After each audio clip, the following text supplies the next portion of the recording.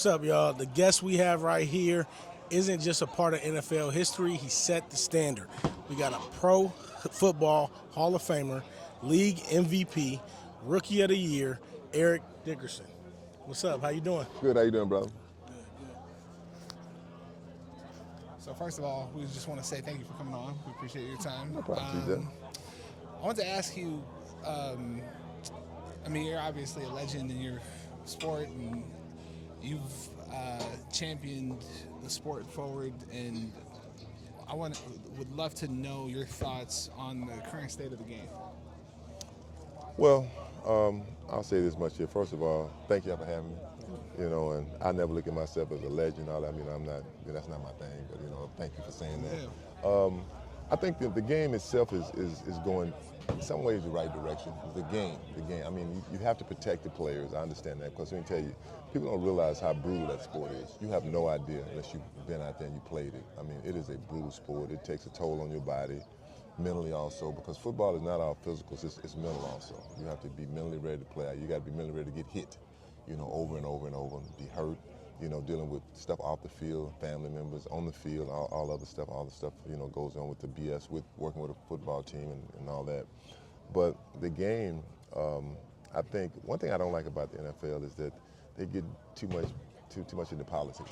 Stuff is kind of political.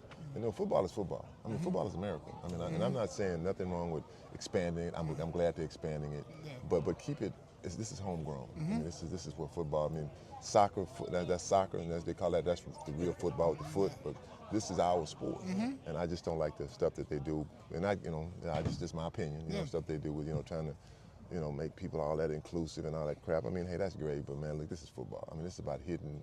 This is about tackling, and I think the thing I don't like is that we don't have enough black head coaches. Yes. They marginalize the black head coach, the black player. The league is 80% black, and you have a league that has, I think, one coach of color right now, head coach of color, which is Solace. Yeah. And it's a lot of coaches out there. I know my friend Anthony Lynn should have a head coaching job. There's a lot of brothers that should have a head coaching job. They're qualified. And they have this Rooney Rule. Man, that's bullshit.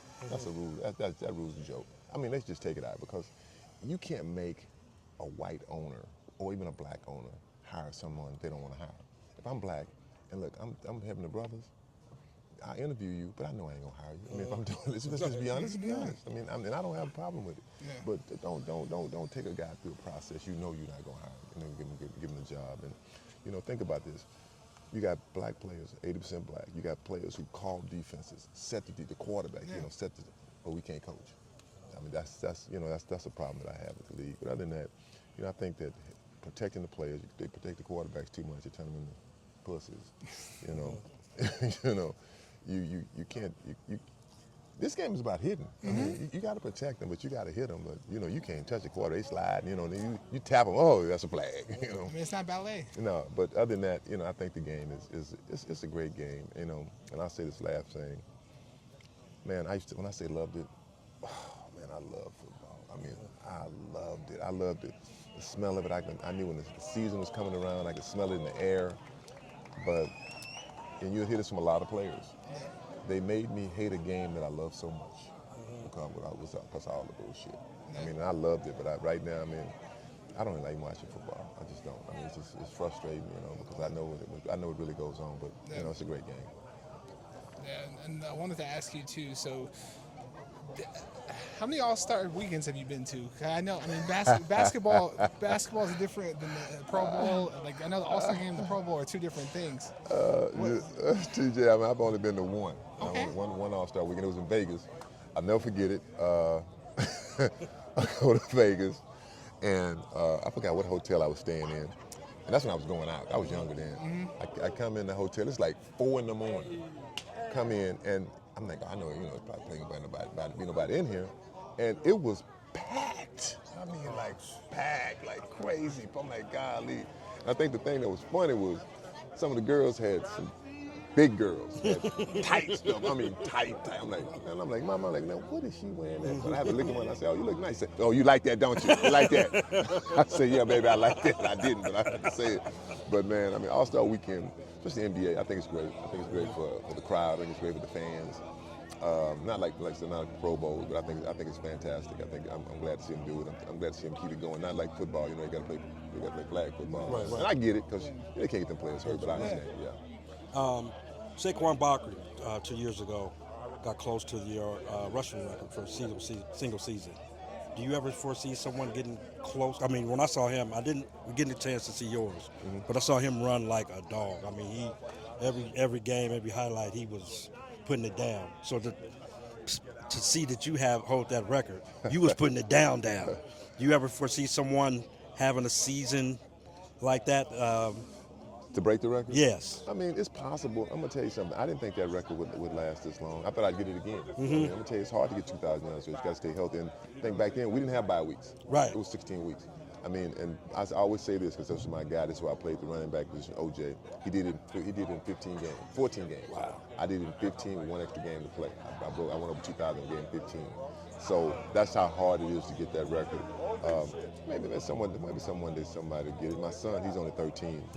And he asked my girl, he said, what's that record my dad got? She said, what record? She said, the record with the yards. She said, 2,000 yards. She said, I'm going to break that record one day. So if somebody breaks it, he plays football now. I would love to see my son break it, but the one that I thought would last longer than any of them was my rookie rushing record. No one's broke that yet, 1808, 20 touchdowns a rookie. So that's the one that you go, because you get one shot. Right, you exactly. don't get no multiple shots. Yes, you get one shot there, but like to say, somebody breaking one day. I hope not, no time soon. Right. But yeah. When you speak of your son playing, is it hard to be on the sideline coaching or watching him? He just played football for the first time last year. Okay. It was hard. It was hard because I wasn't really ready for him to play yet. And he came to me and asked me, said, I want to talk to you about something. I said, yeah. He said, I want to play football. And I said, okay. I said, why? He said, well, you played when you were at this age. And he was right, at 13 or the 7th grade. I said, yeah, you're right. I said, do you want to play? I said, do you love it? He said, I love playing. He played flag. I said, okay. I said, Dallas. His name is Dallas. I said, you got to love this sport. You can't just like it. You got to love it. Because I'm going to tell you, it's going to be days out there you ain't going to like this crap. And it's going to be days like, man, I just love it to death. So I let him play. It's nerve-wracking to me. It really is, because I know the dangers, and he doesn't realize the dangers of it. But he's extremely talented. And I'm not saying he's going to play college or pro, but, I won't forget when he was like 5 years old, I saw stuff that he could do that was like, wow, this boy got some talent. So, yeah. So I wanted to ask you, I know you say you're not as much involved in watching football, but is there anyone that sticks out to you in today's game that reminds you of yourself? Not really. I mean, the guy that kind of reminds me of me. He's not. I mean, we run way different. Is Derrick Henry, because he's a big back. You don't see a lot of the big backs are gone. The backs are now 5'8", 5'9". The big back to them is 5'11", 6'1". 235, something like that. And I was 6'3", 225, and I was a sprinter. I was fast. So no, I mean, we went to watch the Rams practice, and my son, he's about 5'10". He's 13. And he said, he saw the backs, and he's like, yeah, why they all so little? I said, well, son, I said, your dad was big. But, that's just, the game has evolved. The game, it's really evolved.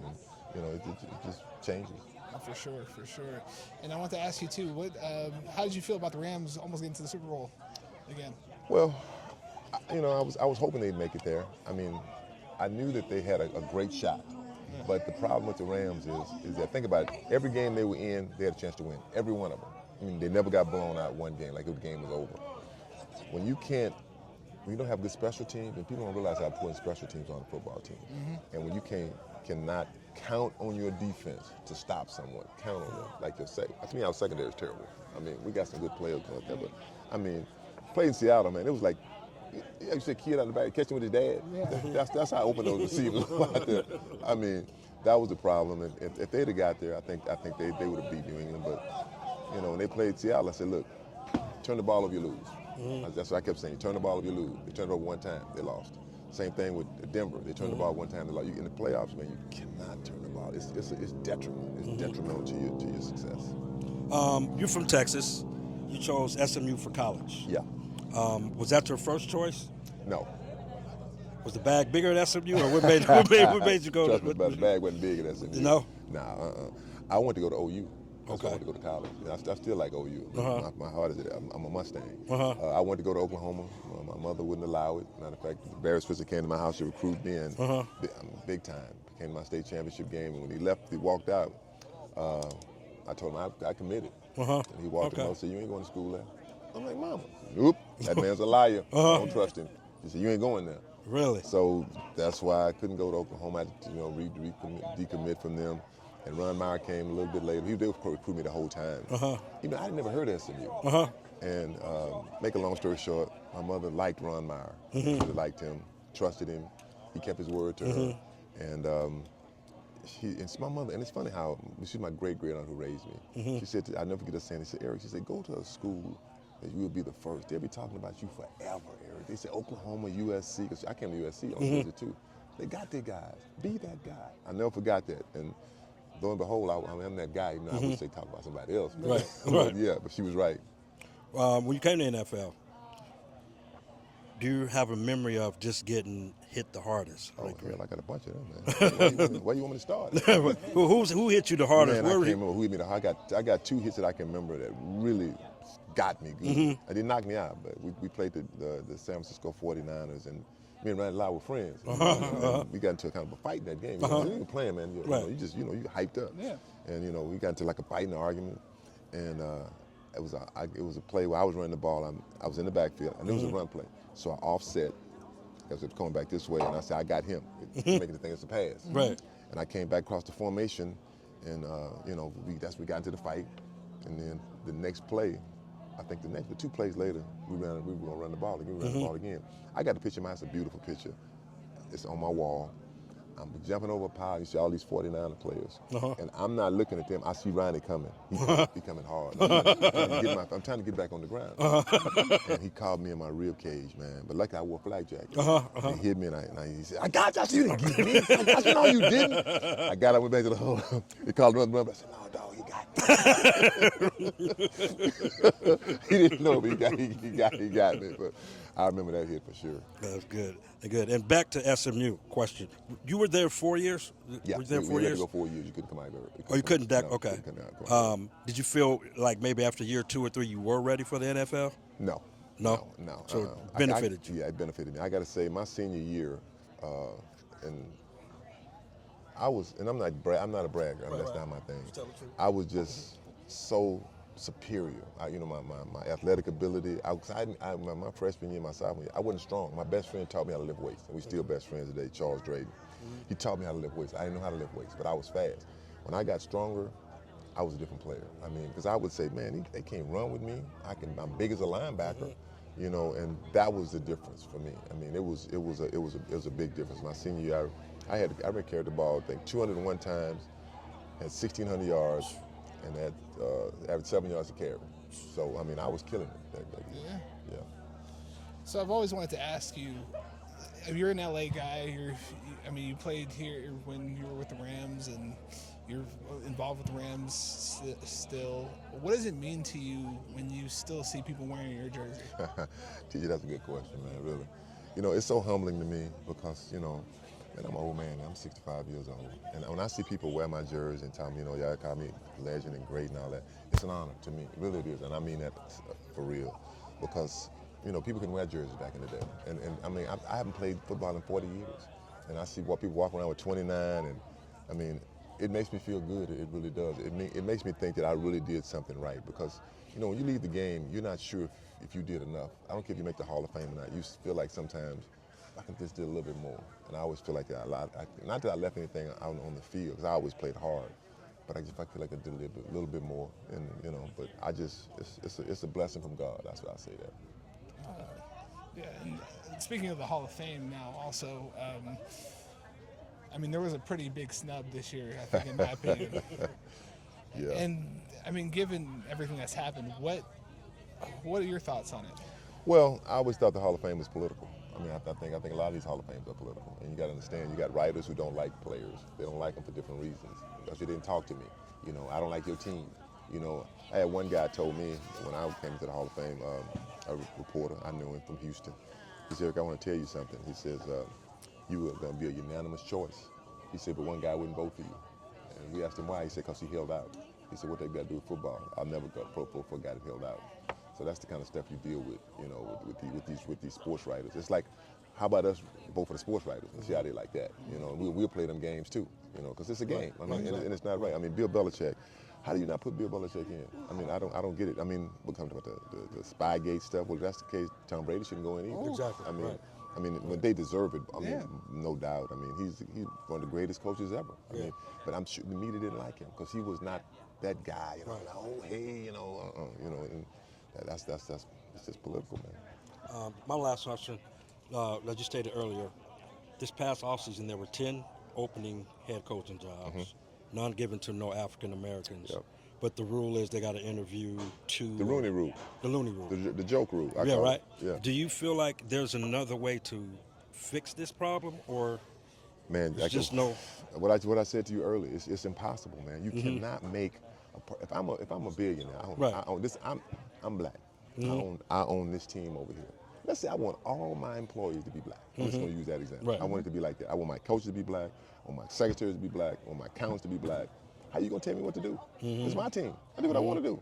You know, you can't tell me to do that. I mean, and that's what it comes down to. These guys, what they do is they rotate them. These coaches, they take care of their buddies. I don't blame them. Right. If you my boy, I know you. If you come for a job, say, hey, look, don't worry about it. I'm just somebody to coach you up, teach you how to do it. And that's the system. I mean, and the white coaches and the the white coaches and assistants, and they're all in charge. I'll give you a quick story right quick. Matter of fact, it was a guy that when I was going this one of my last stops, they tried to trade me to Green Bay, but I was hurt. And so the guy picks me up at the airport, young guy picked me up at the airport, and we talked, going, take me over. Anyway, I failed the physical because I knew I wasn't gonna pass it probably. So anyway, this was about 4 years ago. I see this guy. He said, hey, Eric, how you doing? I said, how you doing? He said, you probably don't remember me. I said, no. He said, my name is, let's say I'm Jake Williams. I forgot the guy's name, but I don't know, you can look him up. I picked you up when you came to Green Bay. I'm like, oh, really? He said, yeah, I'm the general manager of the Seattle Seahawks now. I'm like, oh, man, I said, that's cool. Yeah, think about that now. Right. You think a brother can make that kind of leap? No. Ain't happening, Doc. If it do, it's going to be a white guy going to have to love you. That's just the fact. It's just a fact. It's the fact. I mean, people get mad but I tell the truth. I mean, my dad said a saying. He said, son, the truth is not popular, but it's the truth. And it is. Man, that's really insightful. We appreciate you for coming out, spending time with us, and giving us that insight, man. No problem, brother. Okay. All right, no problem. Okay.